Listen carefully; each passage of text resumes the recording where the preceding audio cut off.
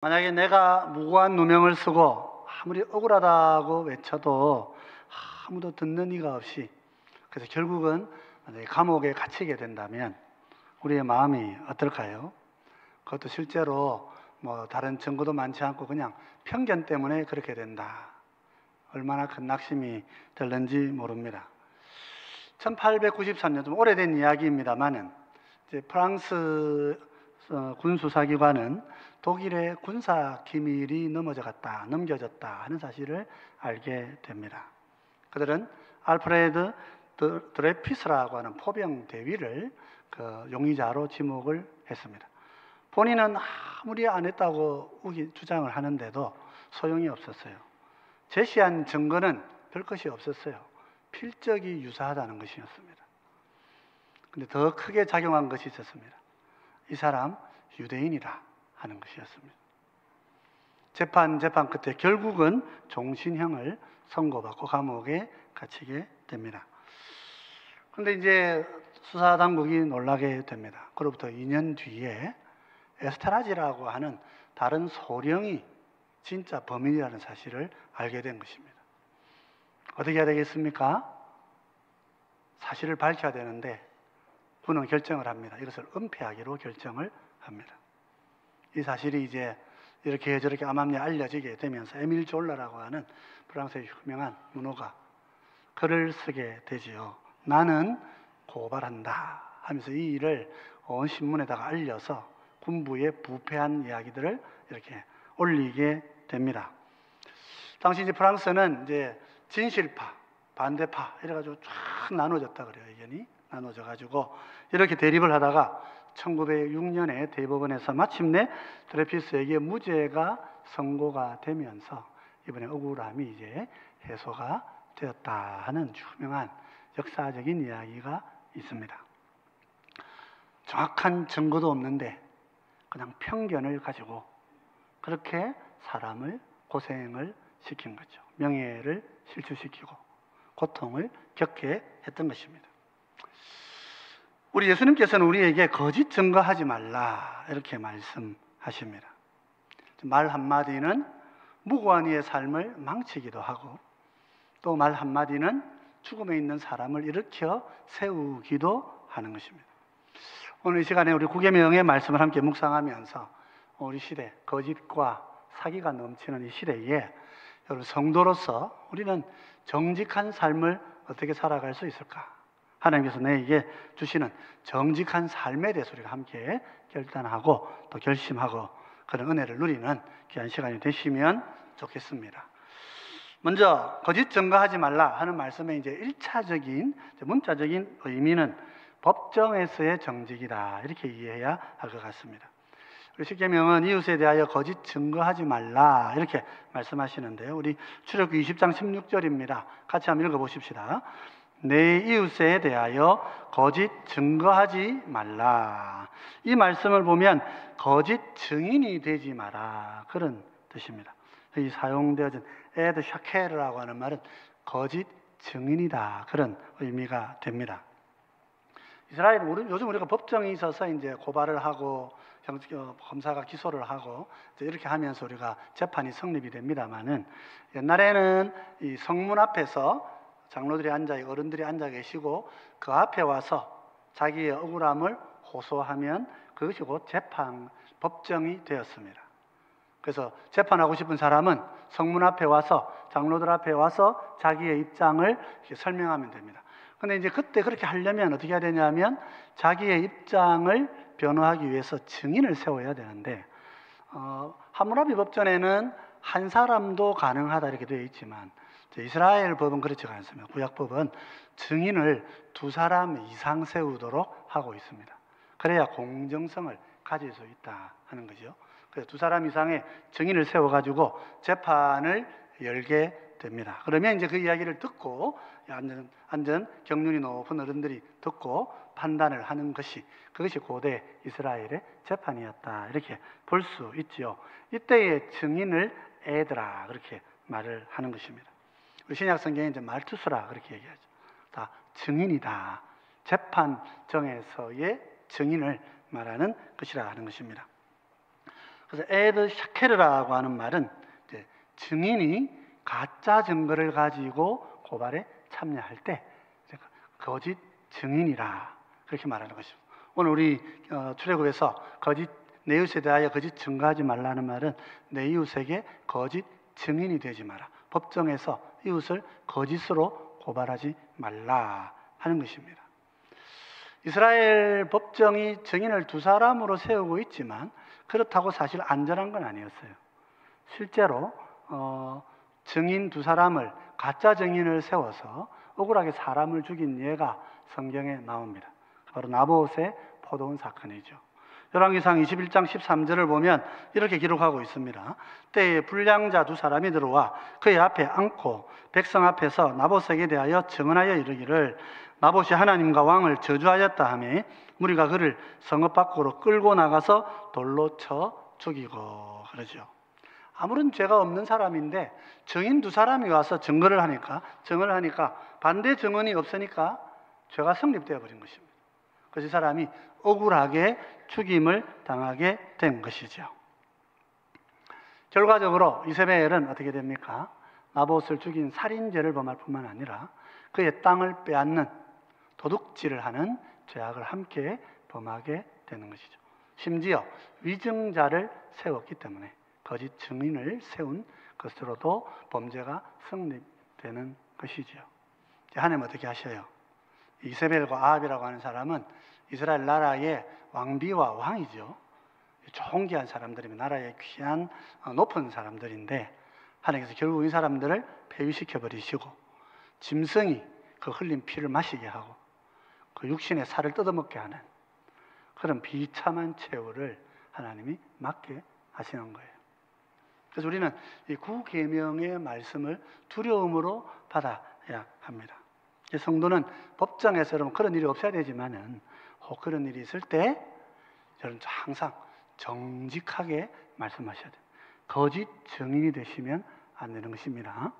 우리 국가법도 사실은 사회법도 그렇죠. 법정에 이렇게 위증자에 대해서는 위증의 벌은 좀 더 강하게 가중처벌을 하는 것으로 그렇게 되어져 있기 때문에 우리가 개인적으로도 큰 위험을 겪을 수가 있는 것입니다. 그래서 적당하게 거짓을 증언하게 되면 큰 어려움을 겪죠. 아합과 이세벨이 정말 하나님 앞에 심판받는 그래서 비참하게 인생을 마감하는 사람이 죽는 모습이 명예로워야 제일 명예로운 거 아니겠어요? 근데 그 모습이 가장 처참하다 그러면 그 인생은 최고의 실패한 인생이 되는 거죠. 그래서 우리가 법정에서 바르게 증언하지 않으면 하나님께서 그것을 용납하지 않으신다. 오늘날 우리 성경의 율법이 가르치는 것은 모든 나라의 입법들이 다 들어가 있습니다. 그래서 교회가 이제 그런 입법까지는 이제 교회가 다루지 않습니다. 그것은 이제 국가법에 위임을 해놓고 있죠. 왜냐하면 본인들이 다 가져가서 그걸 해석하고 있기 때문에 이제 교회는 다른 신앙과 관련된 믿음의 법으로 성도들을 치리하게 되어져 있는 것입니다. 그러므로 우리 성도들은 이 법을 하나님이 우리에게 주신 법인 줄 알고 국가법도 물론 불의한 법을 우리가 바꾸기 위해서 운동도 합니다만은 그러나 일반적인 법들 하나님께서 우리나라에 주신 법들을 여러분 잘 지키고 법정에서 위증하지 않도록 항상 정직하게 사는 성도들이 되어야 합니다. 그래서 이 구계명은 그런 의미에서 우리에게 주신 1차적인 의미를 가지는 말씀이다. 마음에 잘 간직하시고 잘 행하시는 여러분 되시면 좋겠습니다. 근데 이 성도의 삶이라고 하는 것은 그냥 단순하게 법정에서만 정직하고 거짓말 안 한다고 끝나는 것은 아닙니다. 우리 신앙의 선배들은 우리가 법정에서의 삶을 정직하게 살아야 된다고 하는 이 말씀을 우리 삶 속에 확대하여 적용했어요. 우리 예수님께서도 그것을 확대하셔서 말씀하고 계신 것입니다. 대교리 문답 144문에 보면 구계명에 대한 가르침이 있습니다. 특별히 여러분 대교리 문답을 공부해 보시면 대교리 문답의 구계명이 굉장히 양이 많습니다. 그러니까 성경상으로 문장은 한 문장이지만 이것을 확대해서 적용할 때 양이 굉장히 많아요. 잘 보셔야 돼요. 그래서 우리가 항상 읽어보셔야 돼요. 놔두고 우리 삶에 한번 문과 답을 같이 한번 읽으면서 무엇을 말씀하시는 건지 같이 한번 생각해 보면 좋겠습니다. 자, 제9계명에서 요구하는 의무는 무엇입니까? 제9계명에서 요구하는 의무는 사람과 사람 사이의 진실과 우리 자신과 우리 이웃의 명예를 보존하고 증진하는 것입니다. 진리를 위하여 나서서 옹호하며 재판과 정의에 있어서나 다른 어떠한 일에 있어서라도 진심으로 성실하게 자유롭게 명백하게 그리고 온전하게 오직 진실만을 말하는 것입니다. 우리 이웃을 자비롭게 평가하고 그들의 명예를 사랑하며 바라고 기뻐하며 그들의 연약함을 슬퍼하고 덮어주며 그들의 재능과 장점들을 기꺼이 인정하는 것입니다. 그들의 결백을 변호하고 그들에 관한 좋은 소문을 기꺼이 받아들이되 나쁜 소문은 받아들이기를 원하지 않으며 험담하는 자들과 아첨하는 자들과 비방하는 자들을 저지시키는 것입니다. 우리 자신의 좋은 평판을 사랑하고 보호하며 필요할 때는 이를 변호하며 정당한 약속을 지키고 어떤 것이든지 참되고 정직하며 사랑스럽고 좋은 평판이 있는 것들을 배우고 실천하는 것입니다. 거짓말하지 않는다고 하는 것은 이런 삶을 우리에게 가르치고 있는 것이다. 이 말씀 보면 어떻습니까? 이게 1500년, 1600년대 만들어진 말씀인데 이 말씀, 성경에 있는 말씀들을 다 인용해 와가지고 오늘 우리의 삶과 잘 접목시켜서 얘기하고 있는 거예요. 과거의 사람 사는 세상이나 지금 AI가 막 이렇게 모든 걸 지배하는 이런 세상이나 우리가 경계해야 되고 힘써야 될 것은 동일한 주제들이라는 걸 알 수 있습니다. 다른 사람과 나 사이에 진실함이 있어야 되는 거예요. 거짓말이 그 속에 끼어들지 않도록 조심해야 되는 거예요. 우리 이웃이 선한 명성을 갖고 있으면 내가 그걸 보존하고 지켜줘야 되는 거예요. 그 사람의 명예가 훼손되는 일을 나는 명예를 떨어뜨릴 안 되지만은 이분의 명예가 훼손되지 않도록 힘써야 되고 그러면 떨어졌다 하면 또 안타깝게 생각할 줄 알아야 하는 것입니다. 법정에서나 일반적으로 사람이 옳고 그름을 말할 때에는 항상 정직하게 진실을 가지고 말해야 되지 편견을 가지고 뭘 또 보태가지고 말하면 안 되는 것입니다. 성실하고 자유롭게 명확하게 완전하게 진실을 말해요. 꼭 재판 아니더라도 재판 때도 당연한 것이고 재판 아니더라도 여러분 거짓말이 아닌 참된 진실을 말하려고 해야 됩니다. 이웃에 대해서는 자선적으로 평가를 해줘야 돼요. 다른 사람을 너무 이렇게 박하게 평가하시면 안 돼요. 남을 존중할 줄 알아야 하는 것이고 또 우리 공동체 안에서 서로의 명예를 지켜줘야 하는 것입니다. 상떡 그냥 이렇게 막 긁어내리려고 하는 이런 사람들의 습관을 항상 경계해야 되는 것입니다. 그래서 여러분 9계명은 법정에서의 정직만을 가리키는 건 아닙니다. 우리 일상의 삶에서 나의 편견과 나의 생각을 내려놓고 다른 사람의 인격과 그분이 쌓아온 삶의 명예를 우리가 존중해 주는 방향의 삶을 살아야 하는 거죠. 그러려면 정직한 삶이 필요한 거예요. 우리 예수님께서 이렇게 말씀하셨어요. 마태복음 5장 33절로 34절 상반절 이렇게 말씀하셨어요. 또 옛사람에게 말한 바 헛맹세를 하지 말고 내 맹세한 것을 주께 지키라 하였다는 것을 너희가 들었으나 나는 너희에게 이르노니 도무지 맹세하지 말지니 이렇게 말씀하셔요. 예수님께서 구약성경을 인용하시면서 모세가 가르친 교훈을 이야기하십니다. 헛맹세를 하지 말라. 헛맹세가 무슨 맹세입니까? 말은 해놓고 안 지키는 맹세를 말하는 거예요. 그죠? 그래서 그런 맹세하는 삶, 겉으로는 맹세를 하는데 속으로는 실제로는 안 하는 삶, 하나님께서 굉장히 나무라하시는 거예요. 근데 예수님은 뭐라 그러셔요?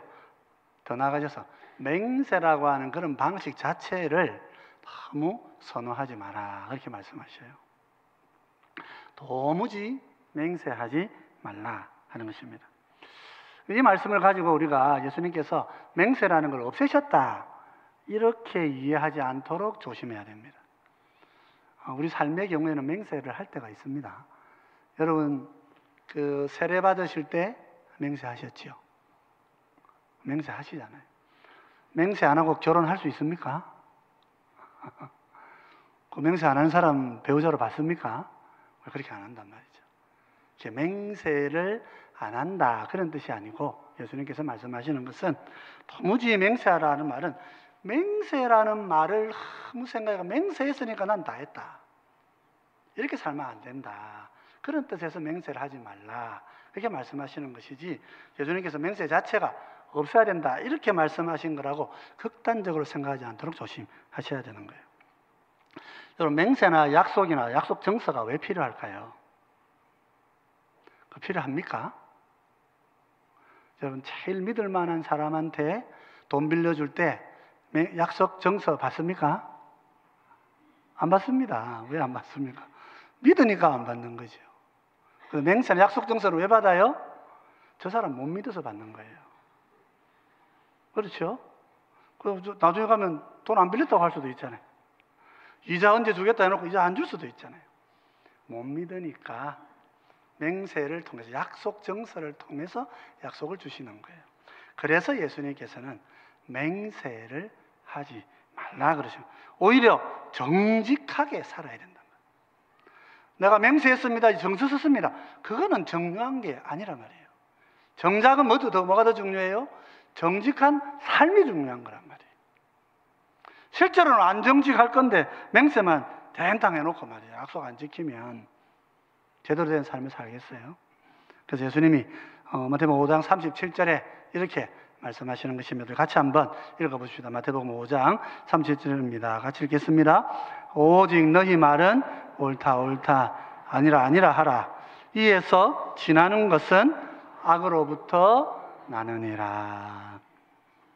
왜 사람이 과도하게 맹세하고 왜 사람이 과도하게 많은 약속을 하겠습니까?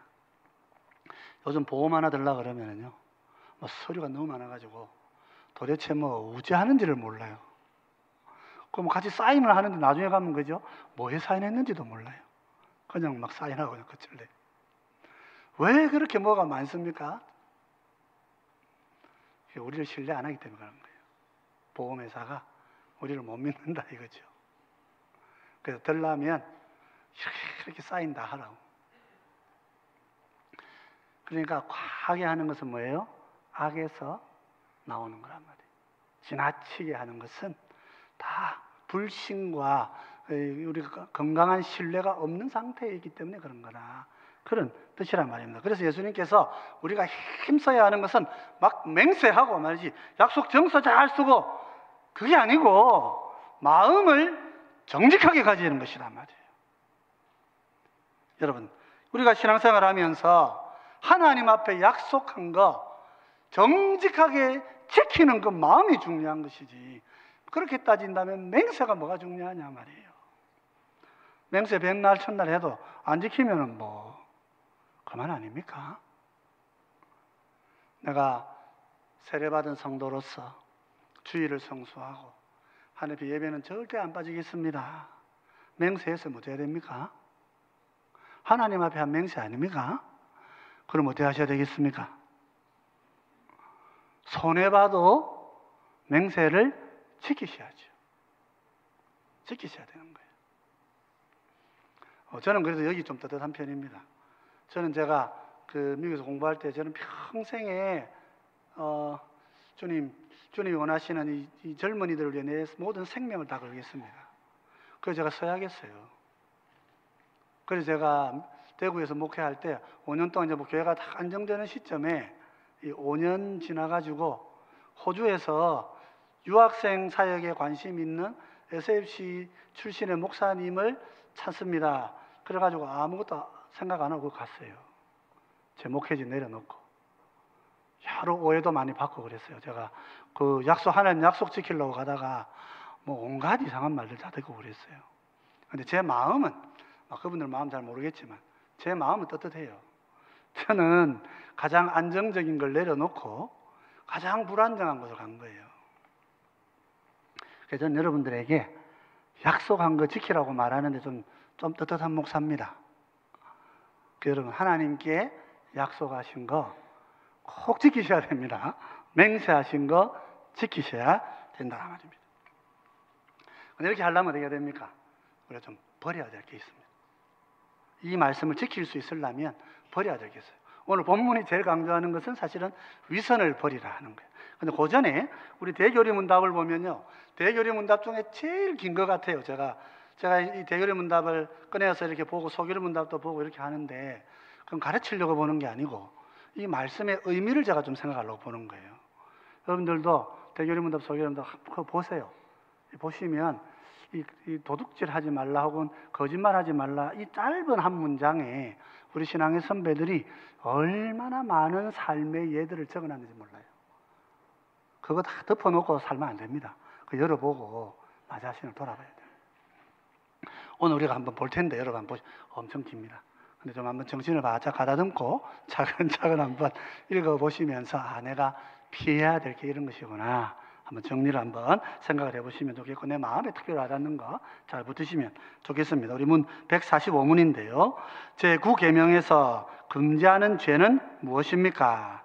제9계명에서 금지하는 죄는 특별히 공적 재판에서 진실을 왜곡하고 우리 자신과 이웃의 명예를 해치는 모든 일입니다. 거짓 증거를 제공하며 위증을 사주하고 고의적으로 나서서 악한 소송에 대해 변호하며 진실을 대적하고 억압하는 것입니다. 불의한 판결을 내리고 악을 선하다 하며 선을 악하다 하고 악인에게 보상하기를 의인에게 하듯이 하며 의인에게 보상하기를 악인에게 하듯이 하는 것입니다. 위조, 진실을 은폐하는 것이며 공의로운 소송에서 부당하게 침묵하는 것과 불법에 대해 우리가 책망하고 다른 이들에게 항의해야 할 때 잠자코 있는 것입니다. 때에 맞지 않게 진실을 말하거나 그릇된 목적으로 악의적으로 말하거나 진리를 왜곡하여 그릇된 의미로 만들거나 의심스럽고 애매한 표현으로 진실과 공의를 손상시키는 것입니다. 비진리를 말하며 거짓말하고 비방하며 험담하고 회방하며 나쁜 소문을 퍼뜨리고 수근거리며 비웃고 욕하며 경솔하고 가혹하며 편파적으로 비난하는 것입니다. 의도와 말과 행동을 오해하는 것이며 아첨과 헛된 자랑, 우리 자신이나 남들을 지나치게 높게 혹은 낮게 생각하고 말하는 것입니다. 하나님께서 주신 재능들과 장점들을 부인하고 적은 과실들을 더욱 악화시키고 자유롭게 고백하도록 요청받았을 때 죄를 숨기고 변명하고 경감시키는 것입니다. 약점을 쓸데없이 찾아내며 헛소문을 퍼뜨리며 악한 소문을 받아들이고 지지하며 공정한 변호에는 귀를 막는 것입니다. 악하게 의심을 품는 것이며 마땅히 받을 만한 자격이 있는 자에게 돌아가는 명예에 대해 시기하며 배아파하고 그것을 손상시키려고 애쓰거나 갈망하며 그들의 불명예와 오명을 기뻐하는 것입니다. 조소하듯이 멸시하는 것, 맹신적으로 존경하는 것, 정당한 약속을 위반하는 것입니다. 명예를 얻는 일에는 소홀히 하고 불명예를 초래하는 일은 행하고 스스로 피하지 않을 뿐더러 다른 사람들이 못하도록 능히 할 수 있음에도 불구하고 막지 아니하는 것입니다. 너무 길죠? 저도 보면서 너무 길다. 여러분 지금 이렇게 읽어가지고는 잘 이해가 안 되실 거예요. 집에 가서 차근차근 한번 읽어보셔야 돼요. 우리 대교리 문답반도 지금 개설을 하니까 꼭 참여해서 한번 자세하게 한번 읽어보세요. 혼자서 공부하기 좀 어려워요. 양이 까다롭기 때문에. 근데 어쨌든 이 보십시오. 우리가 하나님 앞에서 단순하게 정직하게 살기 위해서 우리가 싸워야 될 삶이 얼마나 많은지 모릅니다. 내가 버려야 될 것, 다른 사람의 명예를 시기하는 것, 배아파하는 것, 이런 것도 다 적어놨어요. 남이 교회 안에서 칭찬을 받고 좋은 직분을 받는데 뒤에 가가지고 막 그 사람을 비난하고 욕하고 그러는 분들이 좀 계시잖아요. 나도 내가 뭘 하고 싶은데 안 되면 막 마음 상해가지고 그러는 거예요. 우리 마음들이라는 게. 그죠? 비진리, 거짓말, 비방, 험담, 회방, 나쁜 소문, 수군거림, 비웃음, 욕하는 거, 경솔, 가혹한 거. 너무 여러분 완전주의를 가지고요, 너무 다른 사람 못한다고 가혹하게 그렇게 평가하지 마세요. 남을 평가할 때는 점수를 많이 주셔야 돼요. 나를 평가할 때 점수를 좀 인색하게 하시는 건 도움이 될 수 있어요. 근데 요즘 저는 그렇게 생각 안 하고 나를 평가할 때도 여러분 좀 좋게 봐주십시오. 자기 자신을. 예수님도 나를 좋게 봐주셨는데 그 나를 좋게 보셔야 돼요. 내가 선한 짓 말 못하지만은 그래도 하나님의 선을 내가 갖고 있잖아. 그리스도의 의 안에 성령님이 나를 선하다고 옷을 입혀주셨잖아요. 그래서 너무 가혹한 판단 조심하셔야 돼요. 편파적인 비난 함부로 하지 않도록 조심하셔야 돼요. 그렇죠? 이런 것들을 여러분 끊어내야 됩니다. 우리 안에 이 타락한 심성은 뭐냐면요, 막 악하게 막 후벼 파야 되는 거예요. 막 후벼 파가지고 막 안에 있는 걸 막 끄집어 내가지고 막 이렇게 막 해야 된다고 그렇게 생각하는 거예요. 그렇지 않습니다. 그거는 절대로 상처를 덧나게 하는 거지 절대로 치료하는 것이 아닙니다. 혹시 그런 욕심 생기고 누가 잘못한 거 내가 알게 됐을 때 막 붕괴하면서 나타나가 막 책상 치고 막 파워 해쳐야 되겠다. 그때 조심하셔야 돼요. 그때 주님을 생각하셔야 돼요. 악한 자를 참으신 주님을 생각하시고, 저분이 이런 일을 할 때는 얼마나 마음이 힘들었겠나, 이 분명한 죄를 지었을 때는 얼마나 힘들었겠나 먼저 생각하고 기도하셔야 돼요. 심판은 하나님이 하시지 내가 하는 거 아니에요. 항상 조심하셔야 됩니다. 예수님은 우리한테 좀 세게 말씀하시죠. 오늘 본문에서 굉장히 세게 말씀하시는 거예요. 위선을 내버리라 이렇게 말씀하시죠. 자, 우리 마태복음 5장 34절 36절 같이 한번 읽어보십시다. 같이 읽겠습니다. 나는 너희에게 이르노니 도무지 맹세하지 말지니 하늘로도 하지 말라 이는 하나님의 보좌임이요 땅으로도 하지 말라 이는 하나님의 발등상임이요 예루살렘으로도 하지 말라 이는 큰 임금의 성임이요 내 머리로도 하지 말라 이는 내가 한터럭도 희고 검게 할 수 없습니다. 이 말씀 여러분 좀 애매하신 분들 좀 많이 있을 수 있습니다. 여러분 이 말씀 잘 이해하셔야 됩니다. 이게 무슨 뜻입니까?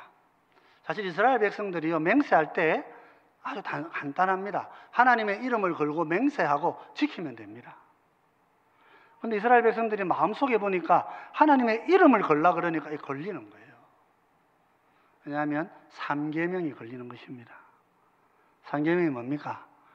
내 하나님 여호와의 이름을 망령되게 부르지 말라 말이에요. 내 이름을 망령되게 부른 자를 내가 죄 없다 하지 아니하리라. 그러니까 하나님 이름을 바로 부르면 어떻게 돼요? 안 지키면 벌 받는 거예요. 그러니까 맹세는 해야 되겠고 하나님의 이름은 겁나고 어떻게 합니까? 하늘 걸고 맹세하는 것입니다. 땅 걸고 맹세하는 거예요. 내 머리 틀어 걸고 맹세하는 거예요.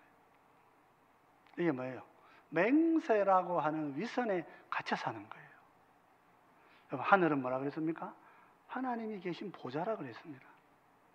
땅은요 하나님의 발등상이 있는 곳이라 그랬어요.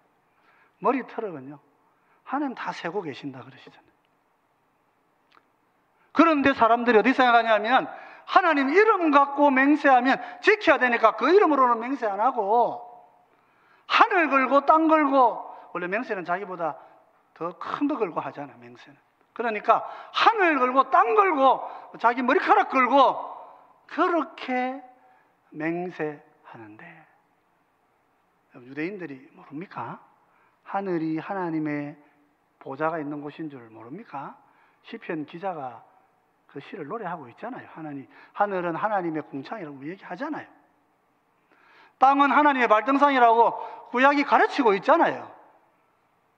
그런데도 그 멀쩡한 사람들이 하나님 앞에 나와서 맹세하면 맹세를 지키는 데는 관심이 없고 맹세하는 걸 갖고 와가지고 하나님 이름 못 끄니까 하늘 걸고 땅 걸고 눈 가리고 아웅하는 식으로 안 지켜도 되는 맹세를 하고 있다는 말이죠. 그 예수님께서 말씀하시는 거예요. 네가 하늘 걸고 맹세하지 말고 땅으로도 맹세하지 마라.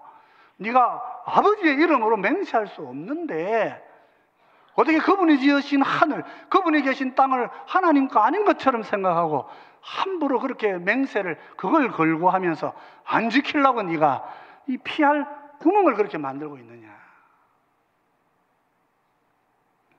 알고 있지만은 우리 신앙생활이라는 게 어때요?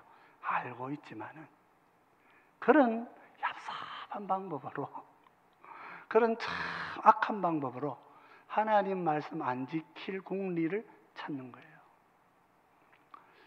제가 좀 여람됩니다만은 여러분들 좀 잘 오늘 말씀 잘 들으시고 우리 자신도 잘 돌아보시면 좋겠어요. 제가 십계명 설교 지금 한 10주 이제 10주 정도 하고 이제 곧 마쳐갑니다. 십계명 설교하니까 좀 마음이 어떻습니까? 어떤 분들 그럴 수 있어요. 그거 우리 어릴 때부터 듣던 건데, 나는 다 아는 건데, 혹시 그렇게 여러분 생각하실 수 있습니다. 여러분 다 들으시고 다 아시는데 정말 그대로 살아가고 계십니까? 십계명을 안다는 것은 뭘 말하는 것입니까? 안다는 것은 외우고 있는 걸 말하는 게 아닙니다. 안다는 것은 이 말씀을 가지고 내가 살아간다, 그런 뜻이에요. 오늘 하나님께서 우리에게 지금 이 시간에 여기 계신 이 자리에 앉으신 모든 분들에게 하나님께서 지금 말씀하시는 거예요. 거짓말하지 말라고.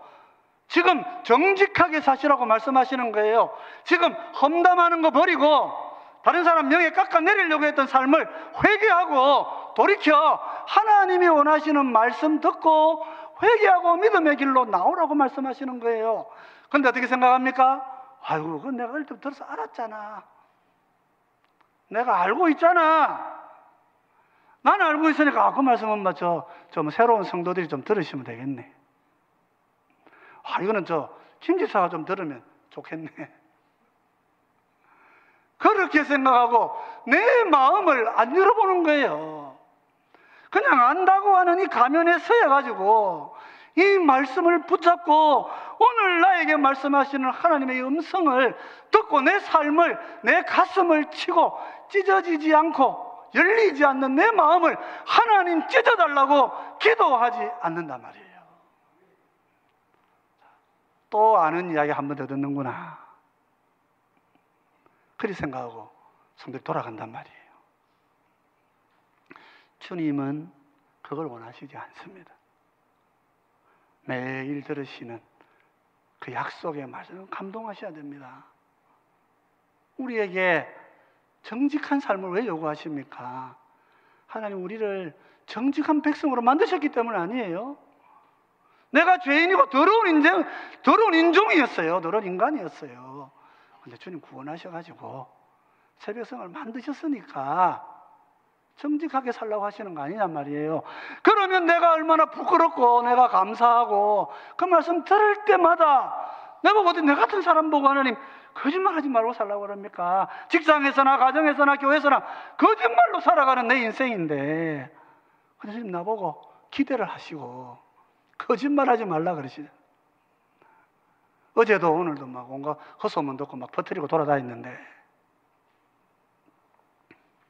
그렇게 하면서 이 우리 선배들의 글들을 덮어놓고 읽지도 않고 보지도 않고 내 영혼을 열어보지도 않고 그냥 완고한 마음으로 나는 알고 있는데, 나는 그거 들었는데. 여러분 저도 대학 다닐 때 최고로 기도한 기도 제목이 있습니다. 제가 좀 철이 들고 사고라는 걸 하고 제가 정말 하나님 앞에 크게 제가 놀라고 기도한 게 있어요. 뭐냐면 예수님께서 나를 위해 십자가에 죽으셨구나. 그 사실이 너무도 무덤덤하게 내가 받아들이는 거예요. 내가 평생을 지금 살아가는데 너무도 무덤덤하게 받아들여요. 그래서 제가 대학 때부터 기도를 한 20년 했어요. 기도를 20년. 그 세월 동안 하나님 저에게 놀라운 일들을 보여주시면서 주님이 나를 위해 죽으셨구나. 그래서 제가 감동하게 해주셨어요. 감동하게. 내가 알고 있죠. 모릅니까 여러분? 근데 그 진리가 내 마음을 파고들어서 그 진리가 내 삶에 다가와서 정말 하나님이 너무 좋은 분으로, 하나님을 만나면 너무 기쁜 마음 분으로, 우리 아이들이 아빠 집에 가면 아빠 하고 달려오듯이 우리가 예배당을 찾아올 때에 하나님 하면서 달려오는 그런 마음 갖고 내가 살지 않더라고요. 여러분 어떻습니까? 말씀을 듣기는 듣는데 전혀 마음이 열리지 않아요. 그냥 듣는데 끝이라, 아는데 끝이라, 그냥 외우는데 끝이라. 오늘 주님께서 우리가 말씀하셔요. 안다고 하는 가면을 벗어버려야 되는 거예요. 알매 가면 뒤에 숨으시면 여러분 구원의 자리에 이를 수가 없게 되는 것입니다. 오늘 유대인들이 하나님 다 알면서 하늘 걸고 땅 걸고 맹세하면서 안 지킬 궁리하고 있는 것처럼 안다는 가면 뒤에 숨어버리면 우리는 아무것도 이룰 수 없는 사람이 되고 만다 하는 것입니다. 그래서 마음을 열고 통회하시고 주님 앞에 열린 마음으로 나아가시는 여러분 되시기를 바랍니다. 특히 우리 부산에 사시는 분들은요, 이 하지 말라는 말씀을 마음에 간직하셔야 됩니다. 제가 통계를 좀 조사해 보니까 좀 놀랐습니다. 저도 우리 2023년 통계를 보니까 우리나라 전체 범죄율 가운데 범죄가 한 100% 뭐 몇만 건, 100 몇십만 건이 있대요.